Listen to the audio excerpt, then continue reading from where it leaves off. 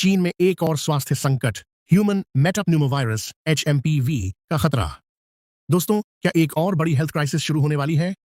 China से एक नए वायरस की खबर आ रही है, जिसका नाम है ह्यूमन मेटाप्न्यूमोवायरस या HMPV। कोविड-19 के बाद एक बार फिर से दुनिया एक बड़ी हेल्थ इमरजेंसी के एज पर खड़ी है। चाइना में ह्यूमन मेटाप्न्यूमोवायरस HMPV तेजी से फैल रहा है।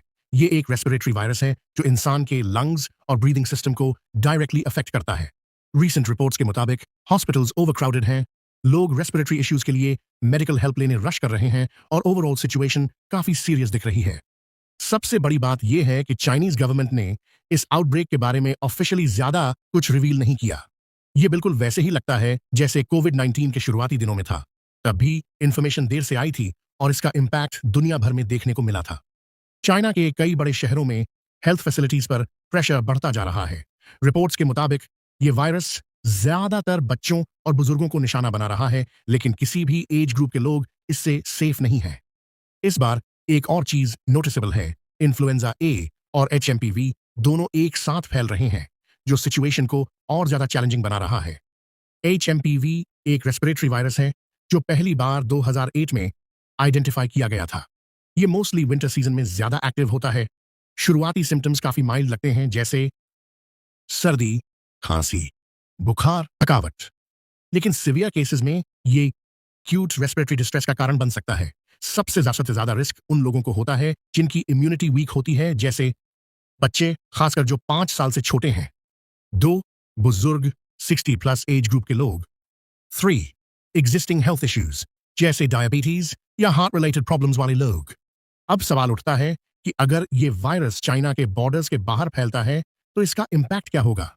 रिपोर्ट्स के हिसाब से ये वायरस जापान और एशिया के कुछ और देशों में भी रिपोर्ट किया गया है। चाइना की सीक्रेसी की वजह से इंटरनेशनल हेल्थ एजेंसीज जैसे वर्ल्ड हेल्थ ऑर्गेनाइजेशन WHO इस सिचुएशन पर क्लोज मॉनिटरिंग कर रही हैं। अगर केसेस और बढ़ते हैं तो WHO एक पब्लिक हेल्थ इमरजेंसी डिक्लेयर कर सकता है, जैसे कोविड-19 के वक्त हुआ था। एक और बात यह है कि चाइना का ग्लोबल ट्रेड सिस्टम पर काफी इन्फ्लुएंस है। अगर सिचुएशन और सीरियस होती है तो इंटरनेशनल ट्रेड और सप्लाई चेन्स पर इसका नेगेटिव इफेक्ट पड़ सकता है। एक और बार दुनिया के लिए इकोनॉमिक चैलेंजेस खड़े हो सकते हैं। सबसे अलार्मिंग बात यह है कि अब तक HMPV के लिए कोई स्पेसिफिक वैक्सीन अवेलेबल नहीं है। कोविड-19 के केस में हमने देखा था कि वैक्सीन का डेवलपमेंट कितना क्रूशियल था पैंडेमिक को कंट्रोल करने के लिए। इस बार भी अर्जेंसी की जरूरत है, लेकिन फिलहाल प्रिवेंशन और हाइजीन मेजर्स ही हमारे पास बेस्ट ऑप्शंस हैं। अब बात करते हैं प्रिवेंशन की। ये वायरस काफी तेजी से फैलता है, लेकिन कुछ बेसिक प्रिकॉशंस लेकर हम अपने आप को और अपने परिवार को सेफ रख सकते हैं।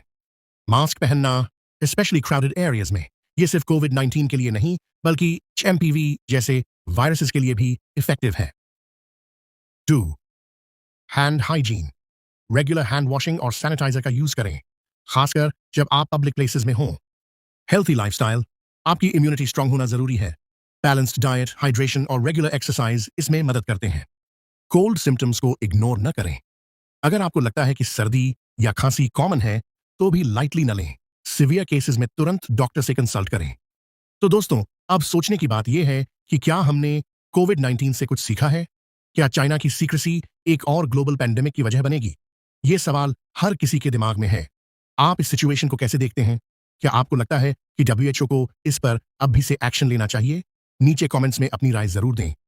वीडियो पसंद आया हो तो लाइक करें, शेयर करें और चैनल को सब्सक्राइब करना न भूलें। मिलते हैं नेक्स्ट वीडियो में, तब तक सेफ रहिए और अपना ध्यान रखिए।